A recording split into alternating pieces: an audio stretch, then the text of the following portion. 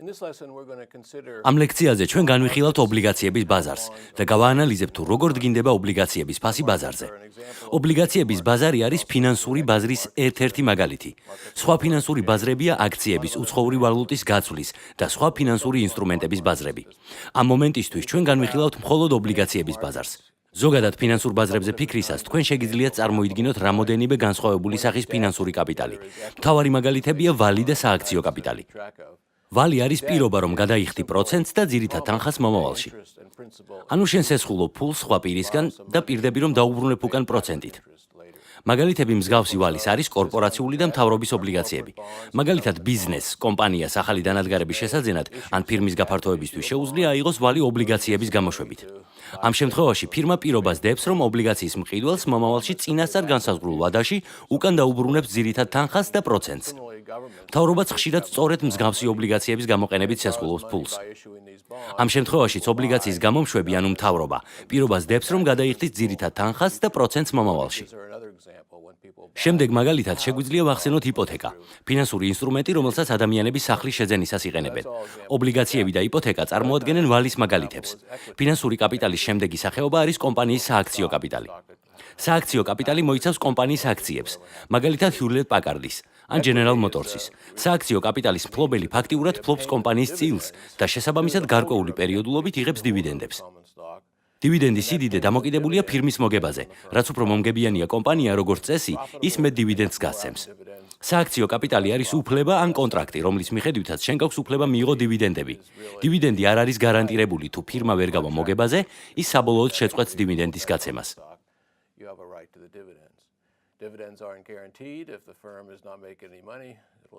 რომ შევაჯამოთ აღებული ვალი, ობლიგაციები და სააქციო კაპიტალი ერთმანეთისგან განსხვავდება იმ კუთხით, რომ ვალის და ობლიგაციების შემთხვევაში ძირი თანხის და პროცენტის ოდენობა წინასწარ განსაზღვრულია და მათი გადახდა გარანტირებულია, ხოლო აქციების შემთხვევაში გადახდილი დივიდენდების ოდენობა დამოკიდებულია ფირმის მდგომარეობაზე. ყველა ეს ფინანსური ინსტრუმენტი ივაჭრება ფინანსურ ბირჟებზე, ნიუ-იორკსა თუ სხვა ფინანსურ ცენტრებში მსოფლიოს გარშემო. ჩვენი შემდეგი ნაბიჯია შევისწავლოთ, რა განსაზღვრავს აქციების და ობლიგაციების ფასს მას შემდეგ, რაც მათი გამოშვება მოხდება კომპანიების თუ მთავრობის მიერ. როგორც უკვე აღვნიშნეთ, დავიწყებთ ობლიგაციებით. პირველ რიგში, რა არის ობლიგაცია? ობლიგაცია არის უბრალოდ ფურცელზე დაწერილი პირობა, რომ ამ ფურცლის მფლობელი მიიღებს გარკვეულ თანხას მომავალში. ჩვენ შემთხვევაში ეს არის პირობა, რომ მისი მფლობელი მიიღებს $100 2112 წელს. თუ ეს პირობა დადებული იქნა 2013 წელს, ჩვენ შეგვიძლია ვთქვათ, რომ ის არის 99 წლიანი ობლიგაცია. ამ შემთხვევაში ობლიგაციის მფლობელი არ იღებს არანაირ ფულად ნაკადებს 99 წელი და მხოლოდ 99 წლის შემდეგ იღებს $100. ესე იგი, ეს არის ფურცელი, რომელიც შეიქმნა და გამოშვებული იქნა ფულადი სახსრების მოსაზიდად, მაგალითად მშენებლობის დასაფინანსებლად. როგორც კი გამოშვებულ ობლიგაციას პირველი მყიდველი გამოუჩნდება, ის უკვე ბაზარზეა და ადამიანებს შეუძლიათ მისით ვაჭრობა. ჩვენ რისი შესწავლაც გსურს არის ის, რომ ადამიანები არიან მზად გადაიხადონ გარკვეული თანხა ამ ფურცელში, რომელიც წარმოადგენს 2112 წელს $100 მიღების გარანტიას. თუ რა თქმა უნდა, მის გამომშვებს არაფერი მოუვიდა.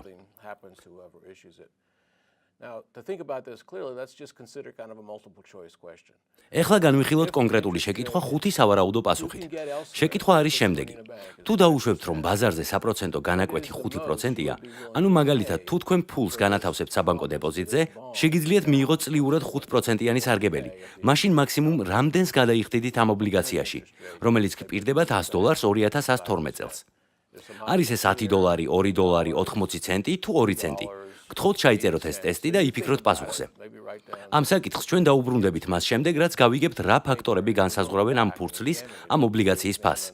ახლა შემოვიტანოთ გარკვეული ტერმინოლოგია. პირველ რიგში კუპონი.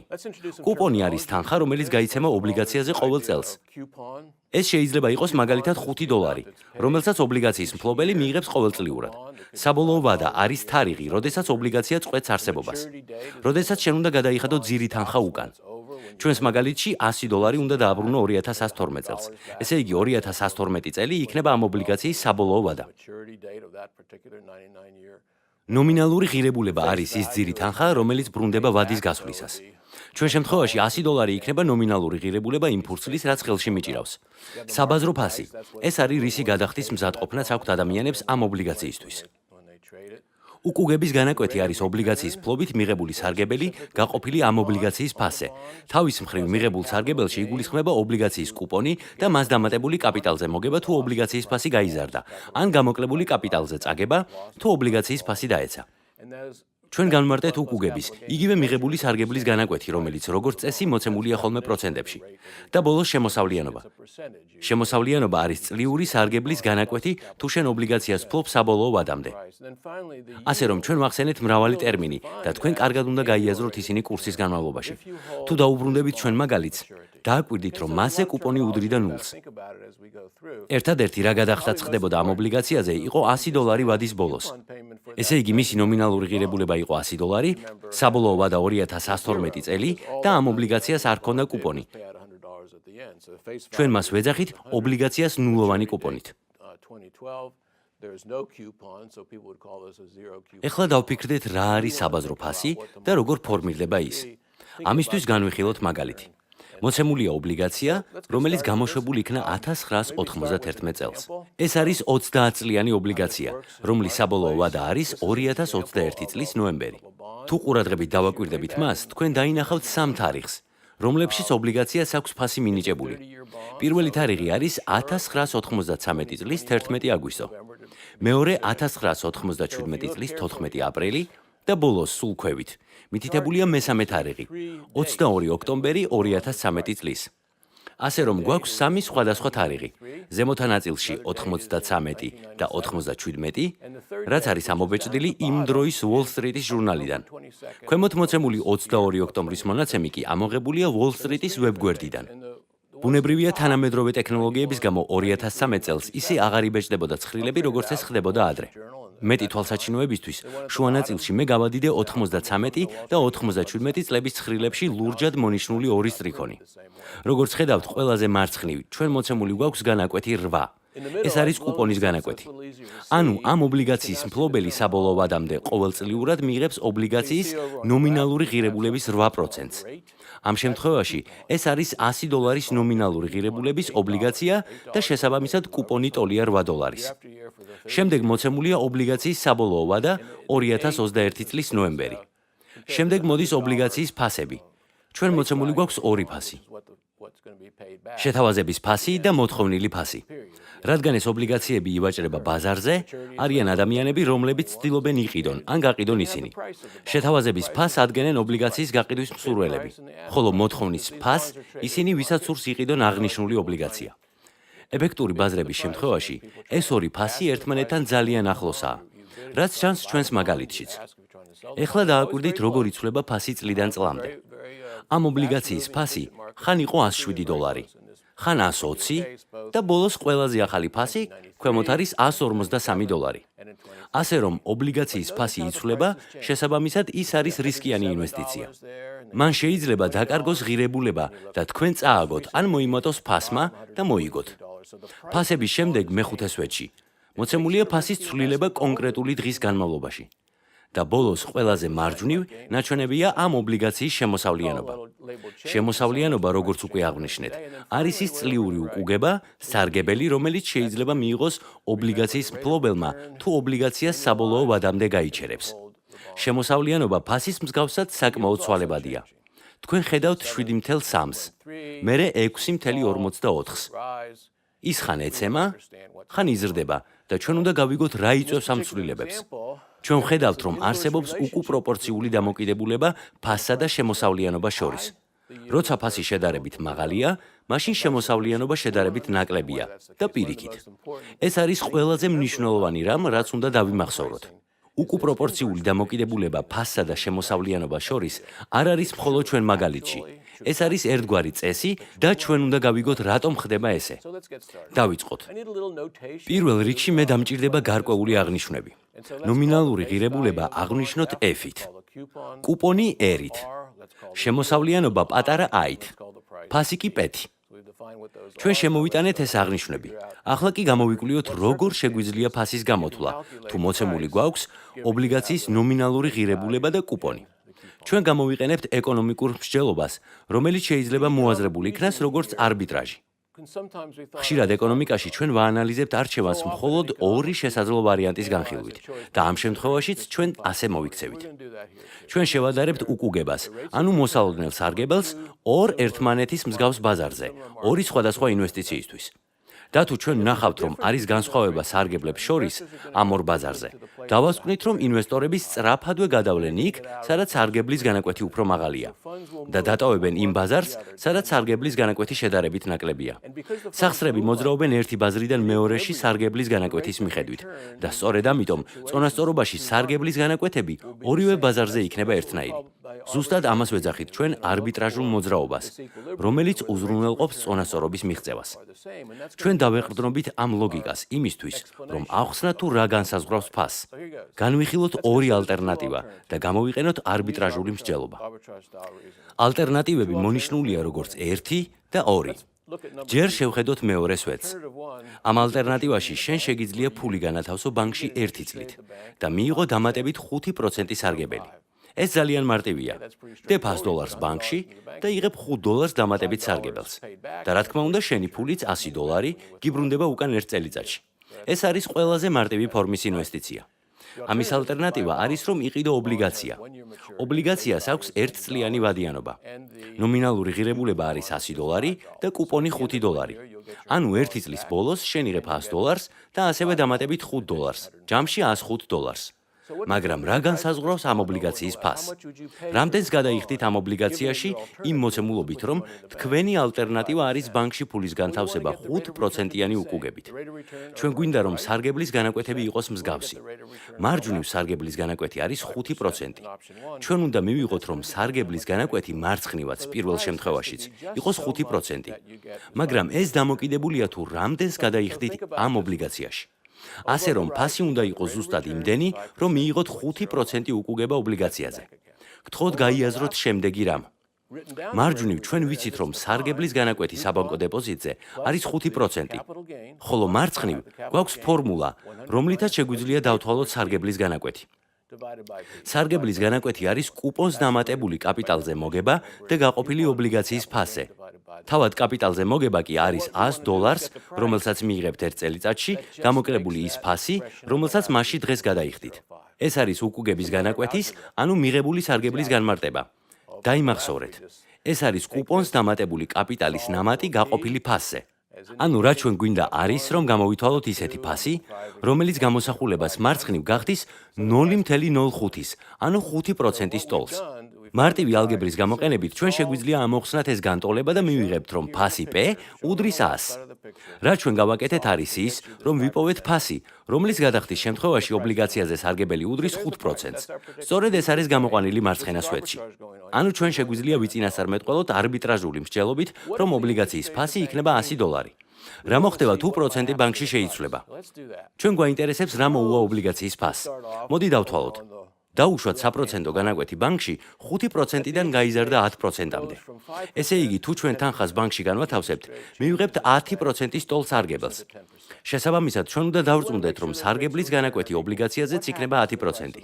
ესე იგი, კუპონს $5 დამატებული 100 ნომინალური ღირებულება, გამოკლებული ობლიგაციის ფასი და გაყოფილი ფასზე უნდა უდრიდეს 10%-ს, ანუ 0.1-ს. ამ განტოლების ამოხსნა გვიჩვენებს, რომ ახალი ფასი უდრის 95-ს. რომ შევაჯამოთ, უფრო მაღალმა საპროცენტო განაკვეთმა ბანკში, ანუ 5-დან 10%-მდე მისმა ზრდამ, გამოიწვია ფასის ვარდნა ობლიგაციაზე 100-დან 95-მდე. ინტუიციური მიზეზი ამის არის ის, რომ ობლიგაციის ფლობით მიღებული სარგებელი უნდა უდრიდეს ბანკში მიღებულ სარგებელს. ანუ თუ ბანკისგან იღებ 10%-ს, ობლიგაციიდან უნდა მიიღო 5%-იან კუპონთან ერთად დამატებით კაპიტალზე მოგება 5%, რაც ჩვენ შემთხვევაში იყო სხვაობა ობლიგაციის ფასს $95-სა და მის ნომინალურ ღირებულებას $100 შორის. ანუ $95 არის ზუსტი ფასი ამ ობლიგაციის. შეამჩნევდით, რომ როდესაც საპროცენტო განაკვეთი გაიზარდა, ფასი შემცირდა. ეს არის ის უკუპროპორციული დამოკიდებულება, რომელზეც საუბრობდით. მარჯვნივ განხილულია მსგავსი ისტორია. ოღონდ ამ შემთხვევაში საპროცენტო განაკვეთი შემცირდა 5-დან 3%-მდე. ესე იგი, ეხლა გვინდა რომ სარგებლის განაკვეთი ობლიგაციაზე უდრიდეს 3%-ს. ეს არის ის, რასაც არბიტრაჟი მოგცემს. სარგებლის განაკვეთი ამ ორ შემთხვევაში უნდა იყოს ერთმანეთის ტოლი 3%. თუ ამოხსნით განტოლებას პეს მიმართ, მივიღებთ ახალ ფასს $102. ანუ იმ შემთხვევაში, როდესაც საპროცენტი განაკვეთი ეცემა 5-დან 3-მდე, ობლიგაციის ფასი გაიზრდება 100-დან 102-მდე. კიდევ ერთხელ ჩვენ ვხედავთ უკუპროპორციულ დამოკიდებულებას. ეხლა მინდა დაფიქრდეთ შემდეგზე. ობლიგაციას აქვს კუპონი $5. ბანკში $100 განთავსებით თქვენ იღებთ $3 და ამიტომ იმისთვის რომ გათანაბრდეს ეს ორი ალტერნატივა, ჩვენ გვჭირდება რომ ობლიგაციაზე დაფიქსირდეს კაპიტალზე წაგება. და სწორედ ეს წაგება გამომდინარეობს იქიდან, რომ $100-იანი ნომინალური ღირებულების ობლიგაციის ფასი გაიზრდება და გახდება 102. ასე რომ თქვენ იღებთ $5 კუპონის სახით, მაგრამ კარგავთ 2-ს კაპიტალის დანაკარგის გამო. თქვენ დაინახეთ ინტუიცია თუ რა ხდება ბაზარზე იმისთვის, რომ ეს შედეგი დადგეს. ჩვენ შეგვიძლია ჩამოვაყალიბოთ ზოგადი ფორმულა, სადაც შევაჯამებთ იმას, რაც აქამდე გავაკეთეთ. ჩვენ გვაქვს კუპონი R. მას ვუმატებთ ნომინალურ ღირებულებას F-ს მინუს ფასს, P-ს, ანუ კაპიტალზე მოგებას. შემდეგ R-ს პლუს F მინუს P-ს ყოფთ P-ზე და ვიღებთ შემოსავლიანობას I. ამოხსნათ ეს განტოლება P-ს მიმართ და თქვენ ნახავთ, რომ P არის უკუპროპორციული შემოსავლიანობის, ანუ საპროცენტო განაკვეთის. კუპონის განაკვეთი R და ნომინალური ღირებულება F არის ფიქსირებული. ისინი გაწერილია კონტრაქტით. შესაბამისად, თუ საპროცენტო განაკვეთი გაიზრდება ბაზარზე, მაშინ ფასი დაეცემა, თუ საპროცენტო განაკვეთი დაეცემა, მაშინ ფასი გაიზრდება. ეს არის მთელი არსი. და მნიშვნელოვანია გესმოდეთ ინტუიცია ალგებრის მიღმა. ახლა განვიხილოთ უფრო გრძელვადიანი ობლიგაციები. ამ შემთხვევაშიც ლოგიკა და ინტუიცია არ იცვლება. და შეგვიძლია გამოვიყენოთ ჩვენს მიერ უკვე განხილული განტოლებები. მაგალითად, თუ გვაქვს 2-წლიანი ობლიგაცია, თქვენ შეგიძლიათ განაზოგადოთ ფასის განტოლება.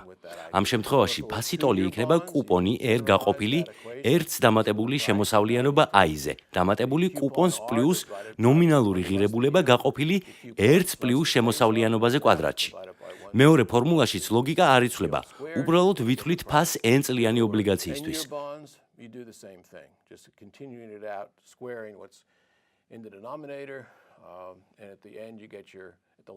და ბოლოს, თუ ობლიგაცია არის ნულოვანი კუპონით. ესე იგი, ყველა R უდრის 0-ს. მაშინ ჩვენი განტოლება იღებს შემდეგ სახეს. ობლიგაციის ფასი ტოლია ობლიგაციის. ნომინალური ღირებულება გაყოფილია 1-ს დამატებული შემოსავლიანობა I აყვანილი N ხარისხში. ამ მეთოდით თქვენ შეგეძლებათ დათვალოთ ნულოვანი კუპონის მქონე ობლიგაციების ფასი. In your bond equation, you get the price is simply the face value divided by 1 plus I raised to the nth power.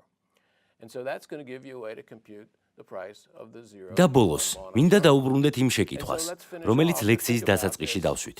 რა უნდა იყოს? რა იქნება ფასი 99 წლიანი ნულოვანი კუპონის მქონე ობლიგაციის? თქვენ რას გადაიხდიდით მასში? რა იქნება ფასი ბაზარზე? პასუხისთვის ერთადერთი რაც გჭირდებათ არის ფორმულა, რომელიც ამბობს, რომ ფასი უნდა უდრიდეს ნომინალური ღირებულება გაყოფილი 1-ს დამატებული I აყვანილი 99 ხარისხში. თუ საპროცენტო განაკვეთი I არის 5%, მაშინ კითხვის პასუხი იქნება, რომ თქვენი გადახდის მზადყოფნა იქნება 80 ცენტი, მხოლოდ 80 ცენტი ამ ნულოვანი კუპონის ობლიგაციისთვის, რაც გვაძლევს საბოლოოდ $100. ცხრილში თქვენ ხედავთ ობლიგაციის ფასს სხვადასხვა საპროცენტო განაკვეთებისთვის და ადვილად შეამჩნევთ, რომ არსებობს უკუპროპორციული დამოკიდებულება საპროცენტო განაკვეთსა და ფასს შორის. მნიშვნელოვანია გესმოდეთ მოყვანილი ფორმულა და კიდევ უფრო მნიშვნელოვანია გესმოდეთ ინტუიცია, თუ რა ხდება ბაზრებზე. მადლობა. Think about the algebra underlying that as demonstrated in this example here. But most important, think about the intuition of what's going on in the market. Thank you.